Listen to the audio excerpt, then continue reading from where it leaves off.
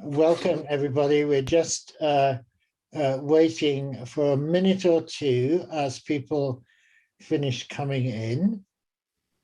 For those of you who haven't been to a Frst Friday before, this is quite an unusual one. Often we're just having much shorter interventions from kind of people within our community. So it's great to see so many new faces, and I'm just keeping my eye on the waiting room. My name's Richard Paval, and I'm with art.earth. We're all getting a little bit zoomed out at the moment, but it's really great to have so many people here as we head into, well, I'm not going to do my bit yet because I'm going to in a moment. And just a reminder to everyone, please do use the chat. We are happy to take questions there. But I'll just sort of do that bit as part of the introduction. And I think now I'm going to hand over to Dom to start the session for us.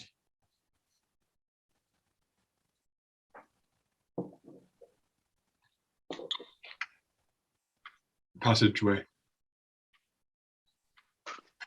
When a bird is beating its wings against a window, desperate to break out into the still, starlit garden, it cannot possibly be aware that the two hands that come then to carry it outside are not the hands of death or the jaws of some starved animal.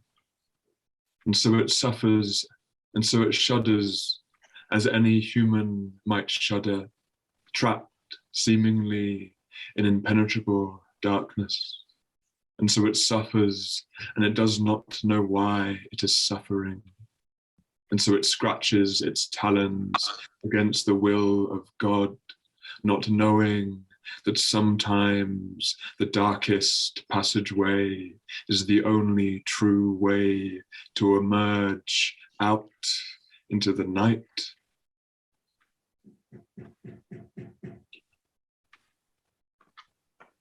Thank you, Dom. So welcome, everyone. It's Good Friday. And I mention that because we have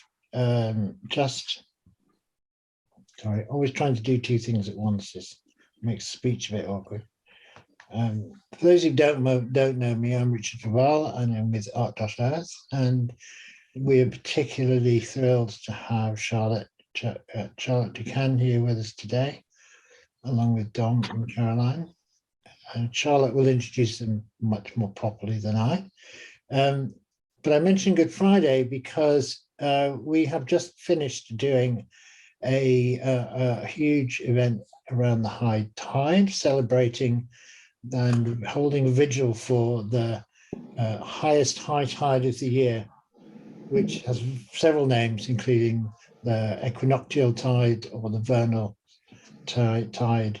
It's also known in the Christian calendar as the Paschal full moon, which then creates the highest tide of the year. And that's also the date on which Easter is based. So the Christian celebration of Easter is a movable feast, kind of exemplifies that name, and happens in relation to that high tide that we've just marked and celebrated. So, and it's a time of requiem. It's a time to consider and to take pause and to look into ourselves a little. So I feel that it's particularly appropriate to be introducing Charlotte and Dr. Hampton. I actually feel better today than I have the last 2 days, but I'm still struggling to get anything put together that I feel happy. For their forthcoming publication, which I will now hand over to Charlotte to talk about. Hello, everybody, and welcome.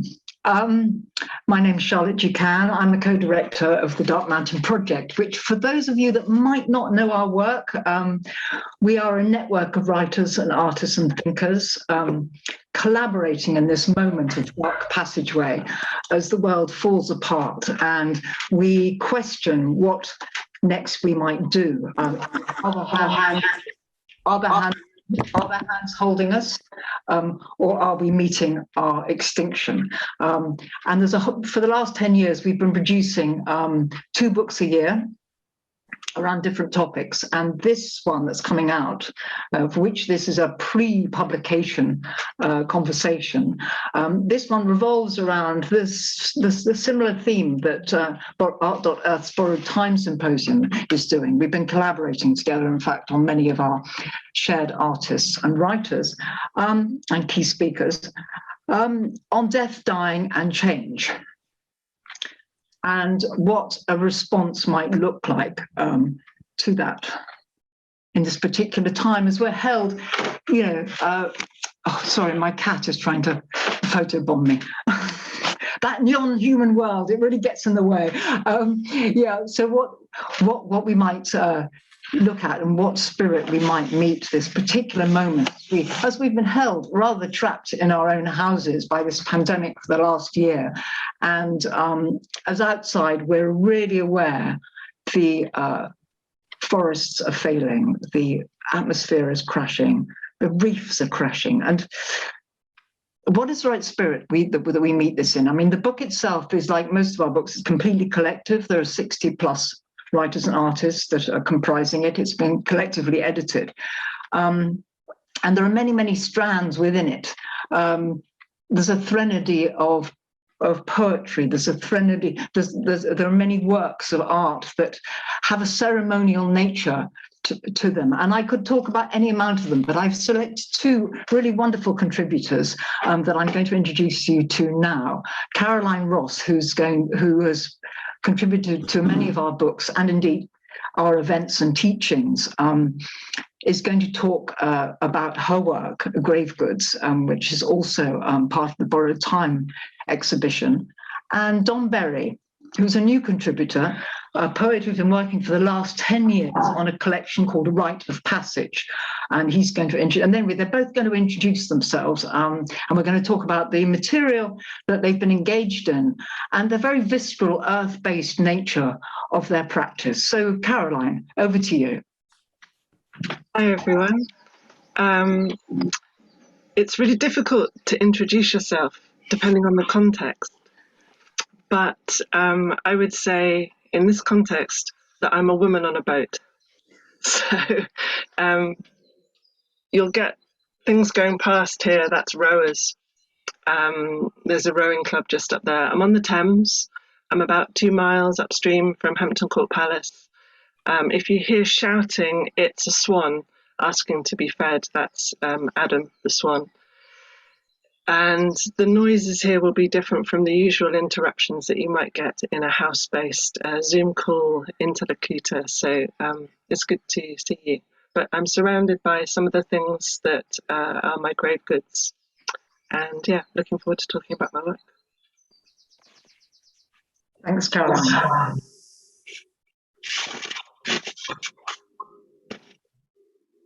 Dom, would you like to introduce yourself and say where you're coming from? Absolutely. So, hello everyone, my name's Dom, and I'm very pleased to be able to show you this today. This is Rite of Passage. It's my first collection of poetry that I've been working on, I think as Charlotte said, for over 10 years. And it really is, it's a rite of passage into where we are right now. A rite of passage into our distorted relationship with the earth, into the grief and the loss and the hopelessness and the raw, visceral nature of being alive as a human in an animal body right now on the planet, and also what comes afterwards. And really in this moment asking, what do we do in this moment? How do we shift? What comes, what life emerges from the ashes, from the cracks which are now opening?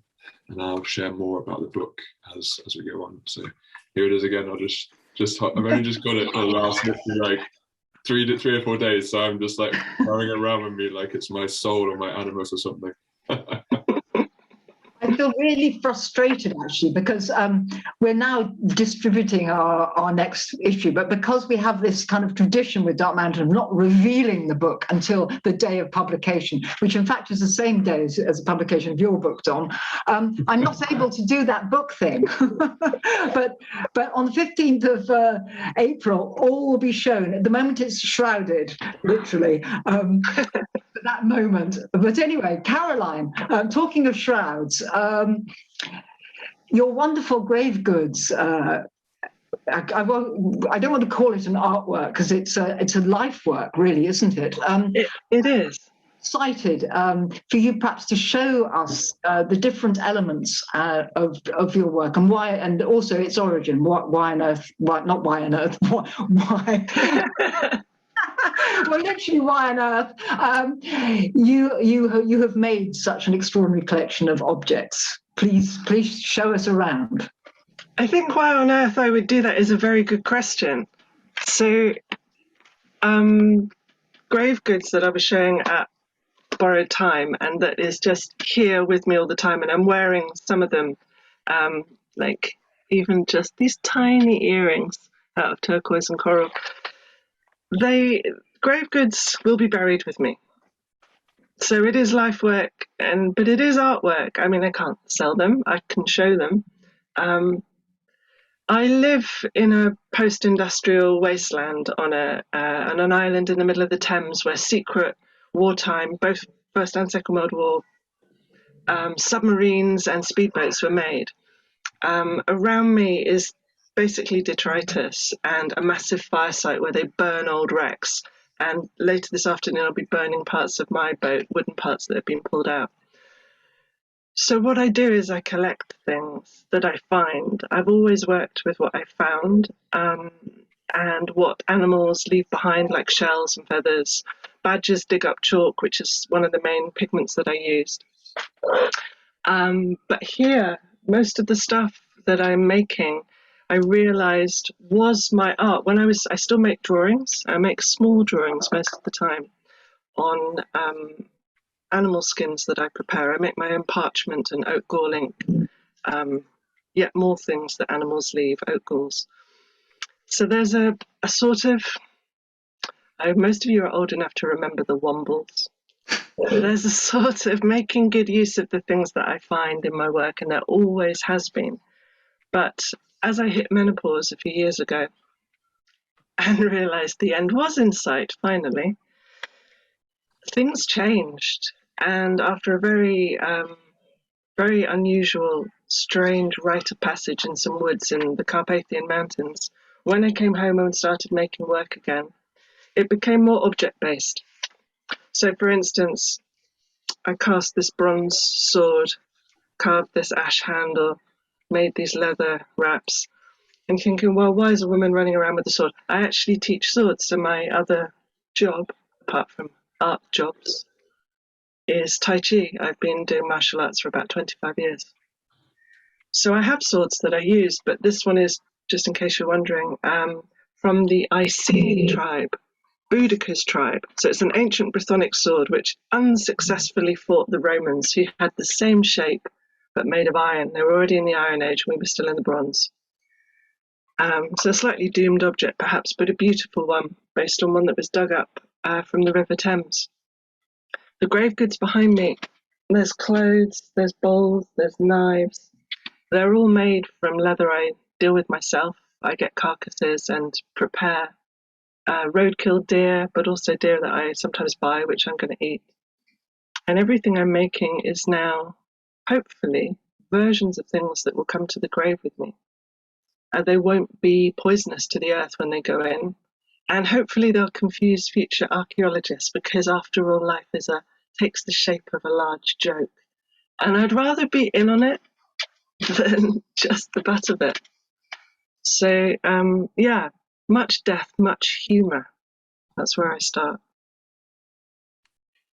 That's great. Many thanks, Caroline. There. So, Dom, your book, when you engaged in it, you said you didn't. In fact, we weren't really totally aware of the state of the planet, and that, in fact, the book itself, the writing of it, became a rite of passage for you too. So, could you perhaps talk us what exactly that rite of passage is? I mean, it follows the actual sections of the Requiem Mass, doesn't it? But it's not. Its feeling is not Christian, I have to say. Its feeling is much deeper and more ancestral. So, could you talk to us a bit about that territory? Yeah, absolutely. Thanks, Caroline, and thanks, Charlotte. So yeah, the book itself is in 4 main parts. In Kyrie, and then Dies Irae, and then Liberami, and then in Paradisum. And the rite of passage, I think that really the book itself took me on. I feel that kind of when you start to write certain things, you really have no clue how they're going to emerge and how they're going to upwell and burst out of you on that journey. And this was really a journey of, yeah, I mean, I had an awareness of where we were maybe 10 years ago, but it wasn't as profound as it is now. And it's really been this veil between the world around us slowly moving, or rather rapidly moving towards degradation and collapse, and the poems that have then wanted to come and emerge and speak in response to that, in response to what it means to be alive in my body at this particular time, that have really then, I guess, deepened my own response and initiation into being alive at this time. And for me, that is what the book is in many ways. It is an initiation. That's what I hope people who pick it up will see it and feel it as, that is a portal into feeling fully where we are, in the rawness, in the beauty, in the potential apocalyptic nature of where we're moving towards, and allow the poems to enter them as song, as incantation, as spell, and to then, by allowing the poems to enter you, to then in some way allow the cellular membrane of your bodies to shift and to feel new life.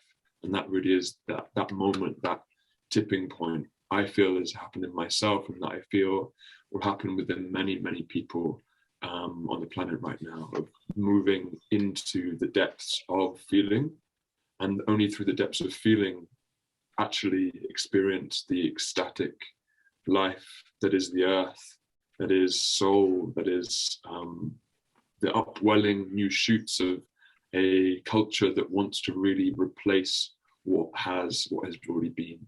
And that is what the book's about. Thank you.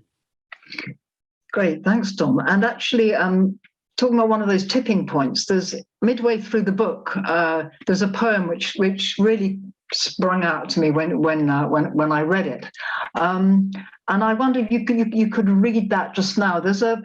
I think there's a very key thing about your work, and much of the work within the book is that it's not so much about testimony, but more about taking us to that place of feeling, and about conjuring a mood and that shift of attention, enabling us to get a bit deeper and more profound to get out of that sort of busy kind of Twitter superficial world that we live in, with loads and loads of facts and figures, and kind of like, as you say, drop down into the body and get a sense of the reality of where we are. Could you read that poem and introduce it?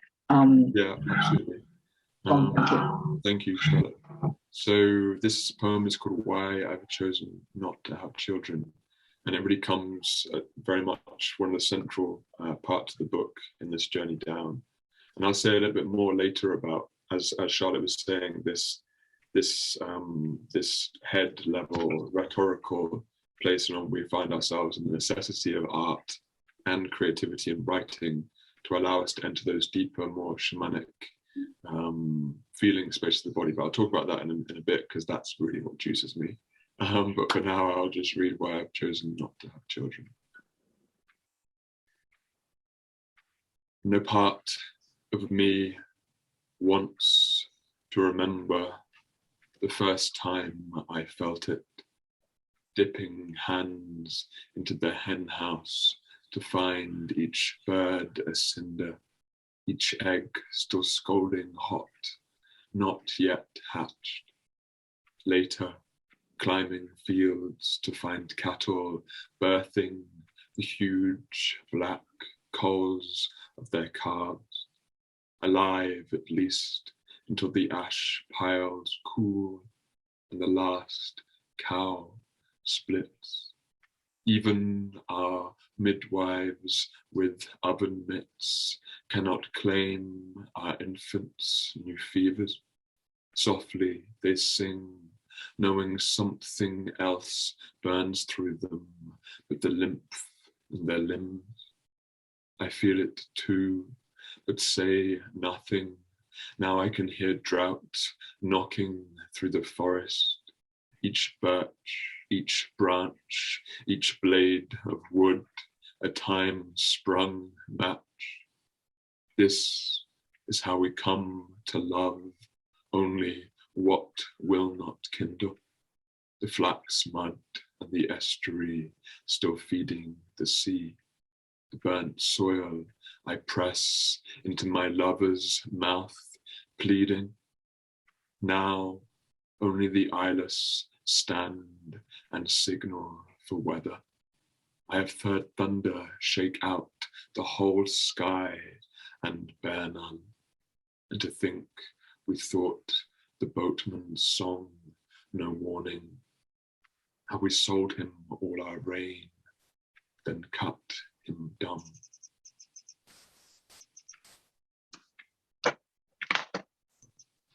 Talking of the boatman that carries us across the underworld, Caroline, have you got coins in your basket?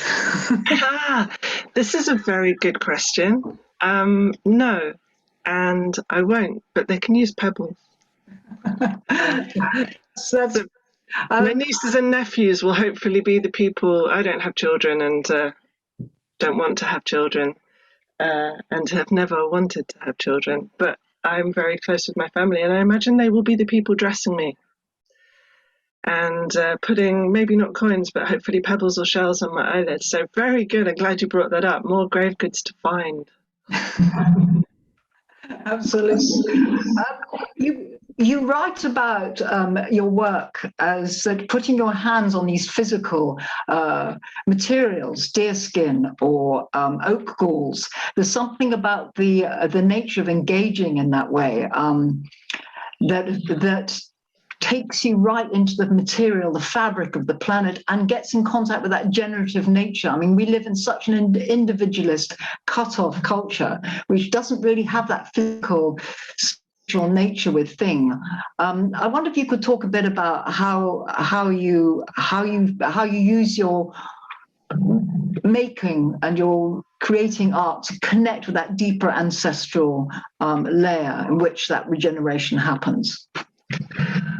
Yes, it's the work of worms. I'm doing the work of worms already. I'm finding bones that foxes have left, and I used to try and keep the art separate because I came out in that art world where everything was separate and in boxes, people looking over each other's shoulders to see if someone more important had come in the room than me and my dreadlocks. And I realized it just made me ill. Working through sound for many years in music with bands and collaborating was the first clue. And then finding my way back to drawing with charcoal that I'd made just in the fire of my burned roof parts or the trimmings from the hedges when I lived in the woods gave me materials that felt right. And as I looked into sort of pre-Norman materials when I was doing illustrations for Paul Kingsnorth's The Wake, I realized I didn't need the things I still clung to anymore, the acrylics that were poisoning the water and and the other objects that I would use and go and buy from an art shop that would never degrade and would just lie there, plastic. And in my home, my boats already were so many things that I was spending time making.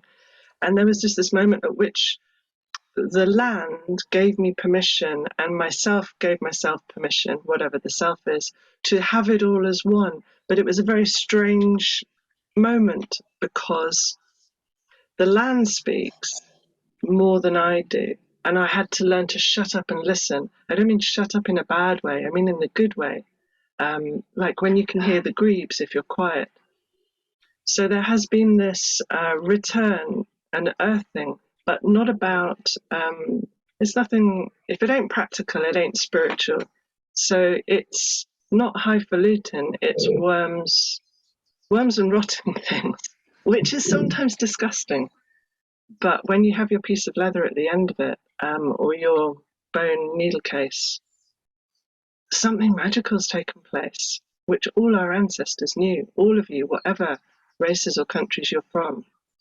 Everybody who got here, your people before you knew this. Thank you, Karen. Yes, and I think that reminds me of a question I wanted to ask really, well, both of you, but I will ask Dom in a minute, is really about the role of writers and artists, that as being rememberers of a way down, if you like, at a way down into those depths. We know we live in a culture which is so superficial, which is on the top. I mean, if we're talking about equinox, we're talking about the spring doesn't happen unless there's been a winter. And the winter is where things are regenerated, where things are rotted down, and where the richness and the treasures of our lives, we come to an awareness of that, and then we come to live it out in the spring and the summer. So that is a certain process that, as our ancestors knew it, and archaic and people knew it, and indigenous people indeed know it, that it's a process we all need to go to in order to be in life. And in some ways, the artist and the writer, at least the ones in this book, are, for me, fulfilling that kind of function. They're taking us to that place. They're bringing in us that mood where regeneration can happen, where remembering can happen, where we can feel that we're meant to be on the planet, as opposed to absolutely being the most destructive species that ever has existed. Dom, perhaps you could talk a little bit about that shamanic aspect of your work. I know that you were talking about that earlier, that you wanted to expound on a bit. Sure.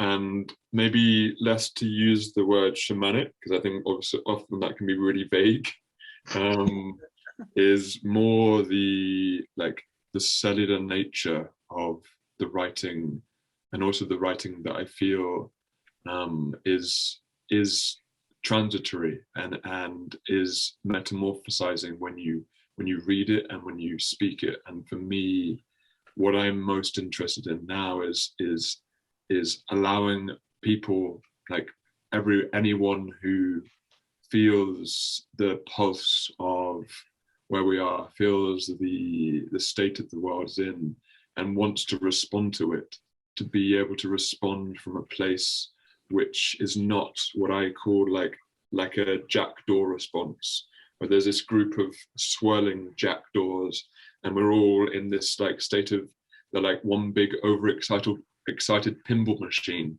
where everyone is just like pee pee pee pee pee in this rhetorical landscape.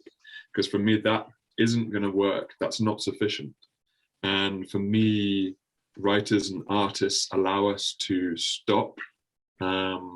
They allow us to take that moment to go deeper inside the body and feel the tingles and the aliveness of the body responding to a particular transmission, to a particular poem or artwork. And what that means then, by going down, by feeling the grief and the horror and the potential collapse, is you can begin to feel all that. And at the same time, you can begin to listen in your bodies as writers, as listeners, as readers of work, when someone is also saying, and this, we are here right now for this moment. We are part of this ecosystem. We're not just rapacious invaders, rapers of this planet. We are that, and with so much more, like remembering ourselves as life, as souls, as part of this ecosystem that we call Earth, and then dropping then into that ecosystem to begin to live more in harmony with the Earth again. And to me, that for me is really the role of artists and writers, and that is to allow people to really feel and experience the full breadth of truth of this moment, this portal, this window, of both the horror and the chaos and the possibility that this crisis affords us. Thank you. Thanks. Yeah. So I think too, when you talk about ecosystems, I mean, I think sometimes it's the language too, isn't it? That it's absolutely correct, but to get a sense of, to kind of like, you know, to really get that we're part of life is the hardest thing for a very individualist culture, is to kind of break out of that space that maybe, you know, as you said in passageway, maybe to break through that passageway out into a more collective space. But for that, something is required from us, which is to do with relinquishment, which is to do with a letting go of what we know, in order that we join in and find kinship again with the beasts and reconnect with our ancestors and all that kind of thing, right? So both of you, this is an open question. How do you feel that, you know, what do you feel that we need to let go of really to access that kind of intelligence on the planet and kinship with ourselves and all beings? Like the two biggest questions in the universe. Just a small question, right? Yeah, just a small question. The first one, you're so right about relinquishment. Audre Lorde's been a big influence in terms of her writing, and her phrase, "You can't use the master's tools to dismantle the master's house." Absolutely, and in their context, that's correct. But it's true also that you can't use the machine's tools to dismantle this machine house, this machine world that we're in. So one of the first things I had to do was let go of and throw out lots of convenience. And the second question you asked about the kinship, I've had to move to the river and have to move my own shit and have to bring on my own fuel, all of which are really difficult now. My body's falling apart and the menopause is just basically wrecking all my systems. So the humor comes in that we are falling apart. So the thing that I have to let go of is the idea that I will live forever. And I know Dom's much younger and fitter than I am, and it will seem like such an affront the day that you find you're falling apart. And that probably the day that I found that I was falling apart was the day in which my mental health coalesced and came together, where the swans hooted, and I realized it's not like a nice idea that I'm kin with other things. It's just I'm kin with other things. And so that's the place I had to get to even start. Yeah, that's great. And Dom, you also left in a sense to go on a long journey. I mean, you've only just come home, really, haven't you, to Devon? So what in your younger years have you had to let go of? Wow, that's such a great question. Identity, a lot of identity. I think the last 4 or 5 years have been a huge passageway for me in that illness, chronic fatigue, being in bed for 2 or 3 years. Like it really stops you in your tracks and asks you to look inherently deep into like why that is. For me, yeah, I feel the relinquishing and the letting go, ironically, in this moment is that, and if I can speak personally for myself here, is that if we feel the outward pressures of where we are so inherently, so intrinsically pressuring against us time-wise, creativity-wise, how does that pressure not become a force which pushes down, but actually condenses?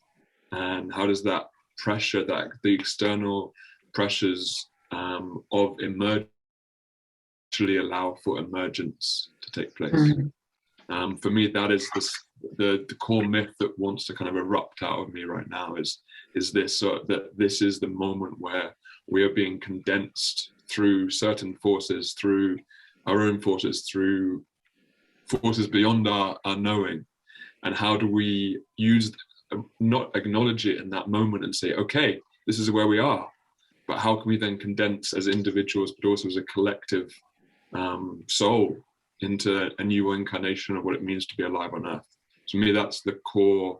Letting go is the identity that lets go, and then something new can then rush through as life, as Caroline was saying. And yeah, it is like that facing of your own mortality that actually allows you to that access point, but making it explicit rather than implicit, if that makes sense.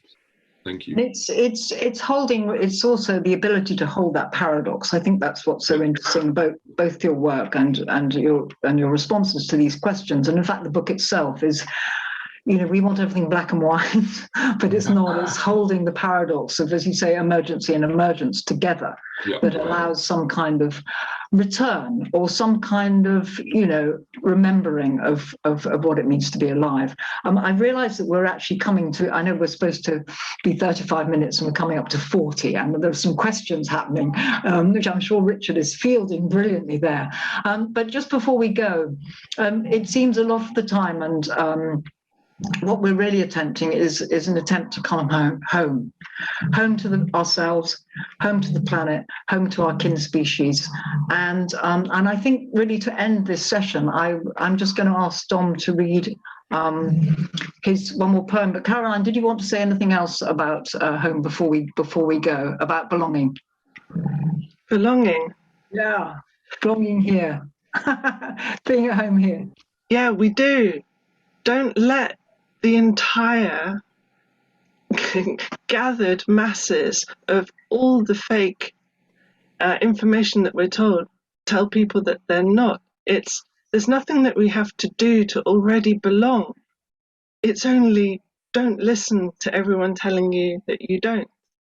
It's a non-doing. It's not a doing anyone has to do to return. There's no special thing. You just have to yield. But that takes about 40 years to do. Okay, it's a practice. It's a practice. And it's a practice, right? Okay, Dom, thank you very much, Caroline.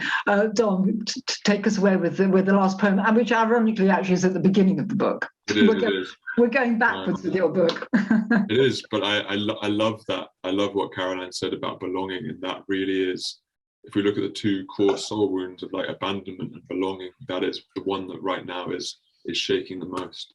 And this poem is called Heraeth, which is a Welsh word which has no English translation, which means a place or a time of the past which we long for but we can no longer return to. Heraeth.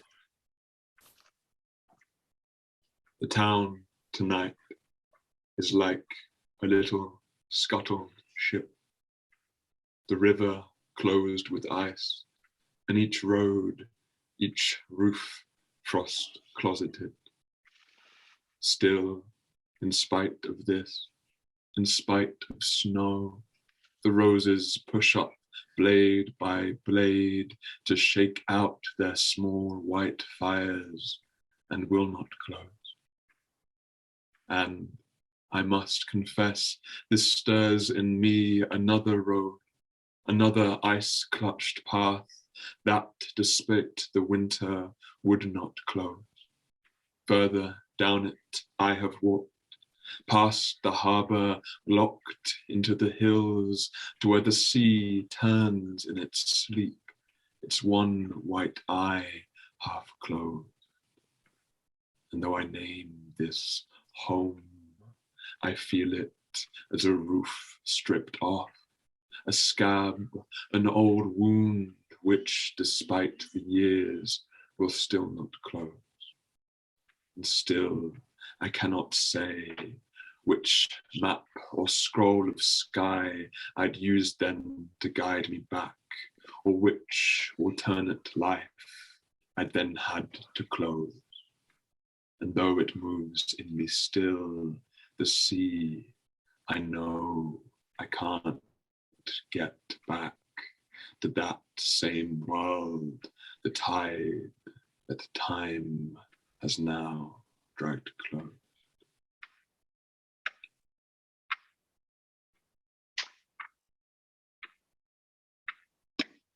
Thanks a lot, Dom. And we've ended up on the tide. I mean, how neat is that, Richard? we didn't even discuss that part of the session. But here we are at the end of our wonderful conversation. Thank you, Dom and Caroline. And we've got some questions. Richard, I'm terrible with these chat things and reaction things. Can you feed me one or two, because I'm as blind as a bat. I can't read them. My focus is very direct, and I haven't been looking at them. You can. So we've got one that the first one that came in here was from Matt Osmond, and he says this is a question for both or all possibly. He says, does this new phrase "deep adaptation" speak well to do what your work allows? Does adaptation have any specific meaning or resonance for you in these terms? So I've just opened that to Dom and Caroline, or Sure. indeed anyone else really who wants to respond. Yeah, so well, either of you can go with that. I mean, we've actually talked about relinquishment, which is one of the 3-4 R's of deep adaptation. But do respond, either of you. Sure. I mean, what's alive right now is I love Jim Bendar's work, and I've journeyed with it deeply. And for me, there's something in deep adaptation which is remarkable, but is also suggesting that there's an adaptation to be made to an environment which we can't control. And so for me, in that adaptation suggests we adapt to something outside of ourselves, rather than actually allowing creative life force or creative life to actually respond to crisis. And so for me, that's where I find the tension now, about adaptation in one sense and allowance of creative response on another. And that's the tension then which I'm holding with myself. That's my answer. Thank you. Caroline, or indeed anyone that would like to add a response to that?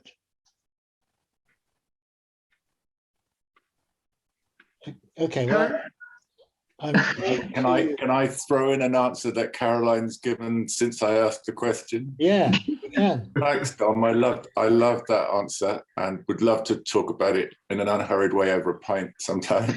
Caroline, you just spoke about yielding, and I loved yielding. I thought, of course, it could suggest a quietism, but the way you put it in your embodied Tai Chi teacher way, I just thought, yeah, that's kind of what the word means to me. But yeah, lovely both. Thanks.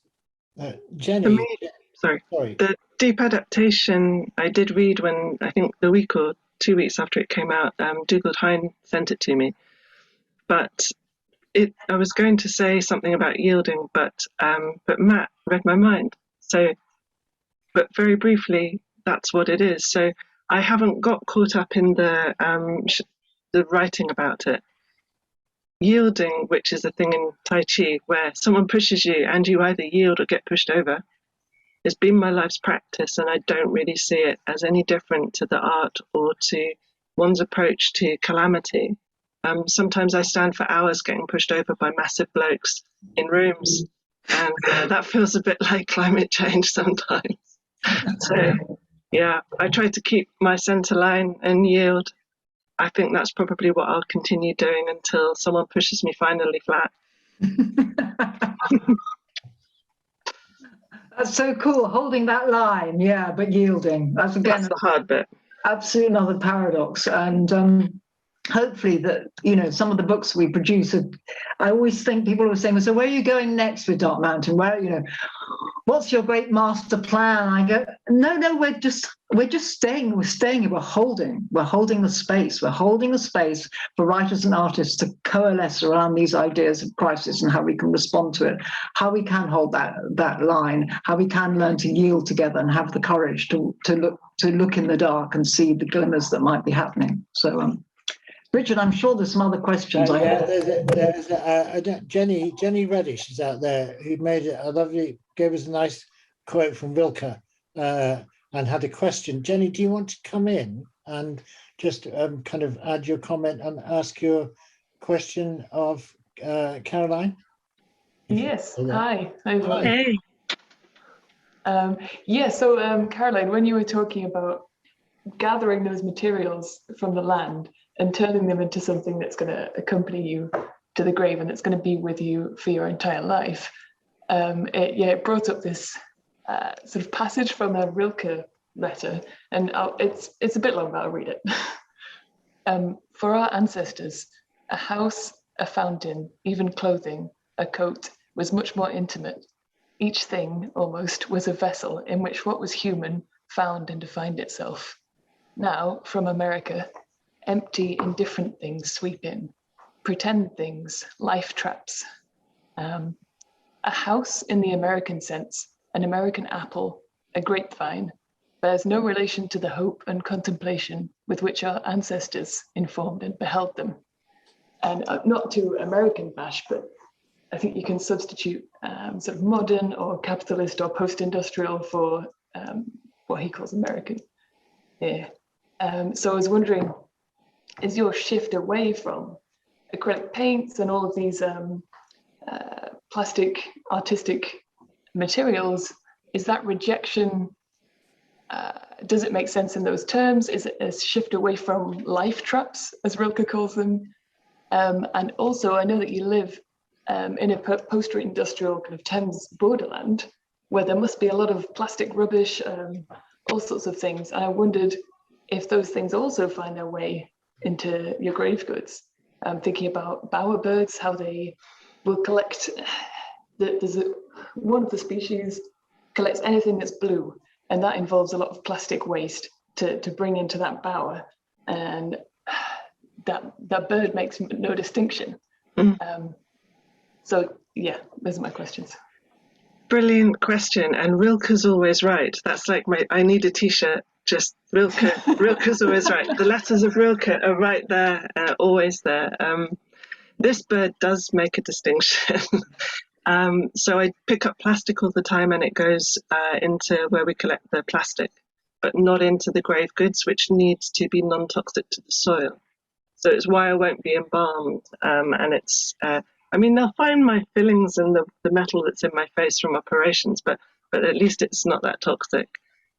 So no, I'm often finding things and throwing them away because I don't want them to get into the river. And that's quite an important part of the practice, is taking away the trash as well as bringing in the goods. And there's this thing to balance. Thank you. Great question, thank you. Dita, in Devon, you wanted to pick up on, I think it was Caroline who talked about being kin with other things, and that kind of discovery that actually being kin is a state of being that we don't need to seek after, that it is just a kind of truism. I don't know if you wanted to say anything about that or pick up on that. Thank you, Richard. Yeah, I guess my question was to both, in the sense of what you're bringing. I feel that it's really crucial to this moment, and that sense of, I think, Dom, you said, where the artist can bring that moment of pause that I think is just crucial for our survival, even. And I guess part of, I really feel it, and it really resonates, and it's part of my practice to have those moments of pause as well. And what I'm struggling with at the moment is, how do we invite more of that to people who are at the moment either under so much pressure to just survive, or believing that they are under so much pressure to just survive. So is there something that you can feel in this, in the place that we are at the moment, that can kind of be a gift to those who may be struggling to find that moment of pause?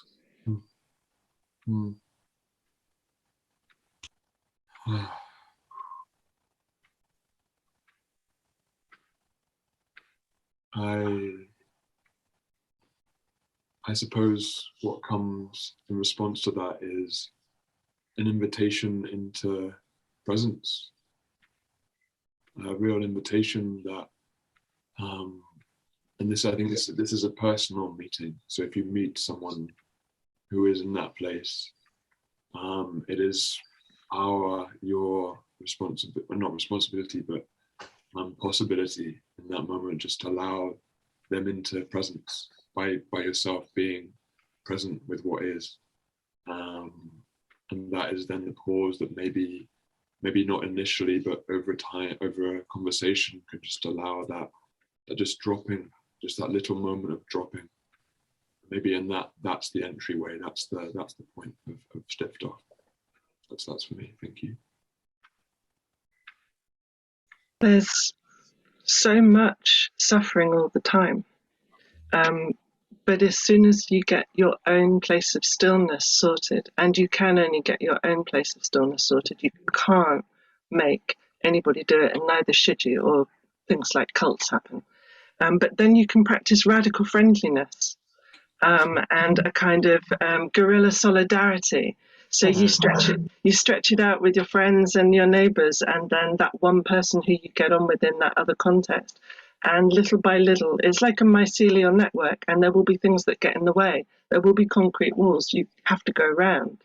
But it's totally possible, but has to be done in a human scale, or we all get exhausted, because our society is set up to disempower natural networks and to build everything top down. And I'm only interested in ground up, going from the ground up.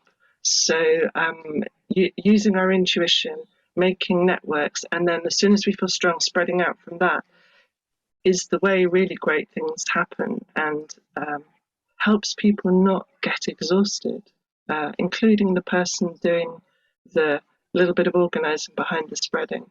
So I do feel hopeful, not led to an outcome, but to a kind of fungal blossoming somehow. I love that mix of fungal and blossoming there, Caroline. It's a real mix of kingdoms. I mean, I do think also that it's really useful to have a practice such as a writing practice or an art practice, whoever you are. I mean, you don't have to be a professional to do that. Simply that it allows you to connect with that creativity that's in all of us. And also to have a practice with the living world, which anyone can do at any point. You know, that we do celebrate the moments, the equinoxes or the solstices, the moments of the year, which we can do anywhere we are, because that keys you right into the living planet and its intelligence, and the kinship that you feel when you do it is not necessarily, you know, you need loads of people in your life. You don't. What you need to be is really connected. But I also really love what you said there about the radical solidarity. Radical kindness or radical kinship is absolutely where we need to go, not hostility and alienation. Yeah, those are small things, small acts we can all do. I think just one more thing in response to that is that radical kinship is the compassion. Like, what does it mean to live in these times? To be a human born in this moment of transfiguration, is that we're all feeling and we're all experiencing this, and so regardless of where someone is, like, it's that the collective heart crack of this time that we're facing that allows us to see and to meet people beyond the stories which we hold in against each other. And for me that's a myth which for me I'd love to bring to these people. Thank you. We're just about out of time, but I want to say a huge thank you to Charlotte and Dom and Caroline and everyone else for being here. Before we go, Matt, I just wanted to, without giving you any advance warning, just see if you would like to say a few words about borrowed time. What they said. Okay. Yeah, I feel like I've stumbled in here, just sort of knowing it was happening and just rolling in without having really thought to what I was coming to, and just incredibly fed by what you've both said. So thanks. And borrowed time, literally, I said it facetiously, but seriously, the theme that Charlotte and Richard and I and others have been working on this year for borrowed time has just been beautifully unpacked there. The idea that the theme is death, dying, and change. Most simply, it began in a conversation about, we were, as artists and writers and whatever else we do, we're constantly surrounded by talk of endings, talk of collapse, and we began to think, wouldn't it be nice to really bring that into the room a bit more with the conversation with people who work with end-of-life care and work with palliative care. And of course, that was probably like a metaphor for something. That is literally quite excitingly present in the lineup of the program that we've now pulled together for later this year, starting on around Day of the Dead, Halloween and Day of the Dead. But I think it's also a kind of broader metaphor for exactly what Dan and Caroline have been talking about. So is it frozen? The next thing to flag maybe is just that Rachel Clark, Dr. Rachel Clark, who some of you may know from her fantastic excoriations of the government over its murderous neglect around the COVID crisis. She's joining us on June the 23rd, and I'm really, really excited about that. So she's our first keynote, and then we've got Caroline Hickman, Bayo Komalafe, and Paul Michael Henry with a team of Buto dancers who are going to be giving us a Buto premiere on the first night. So lots to look forward to. Come and join us, starting with Rachel. Does that do, Richard? That will do. Very nicely. And just to, while we're in the mode of plugging future events, next Frst Friday, which will be May, whatever the date is on the Frst Friday. So far we have two guest artists coming in. There's a wonderful couple, Rob and Harriet Fraser, who call themselves Somewhere Nowhere and are based in Cumbria, who will be joining us. They are old friends and have had all kinds of involvement with art.earth over the years. They'll be talking about their new Place Collective, which they're forming up there in the North Country. And then Carol Sharp is going to be talking about seed saving and planting as a creative exercise and as a creative meditation. And although there is one hand up, actually, I'm going to, Matt, it's you who's got your hand up. Tony's asked a question that I thought it might be worth replying to out loud. Hi, Tony. The answer is Rachel Clark's will be online, and come October, November, we're cautiously, with wild optimism, hoping that it's going to be face-to-face with a well-integrated online aspect for those who can't join us. But we're also prepared in this age of wild pandemic gods to just lurch sideways at a point of need, and it'll happen either way, Yeah. So it'll happen either way. That's very, thank you for that, Matt. That was a very, very good input at that point. We're all praying to whoever gods we pray to that we will be able to do that. So thank you, everybody, for coming along. Lots of new faces today. It was very nice to welcome you all here. Please come again. Frst Fridays happens every month, and it's open and it's free and it's very varied. So please come and join us. Please also have a look at the Borrowed Time website to find out more about that. I'm sure if you just put it in Google, you will find it. and I'm going to say goodbye. And thank you very much to Charlotte, Caroline, and Dom. Thanks, and do come and buy the book as well. Yeah. On the 15th. Yeah, on the 15th. Yeah, take care, everyone. Bye-bye. Thank you, Charlotte. Bye. Right.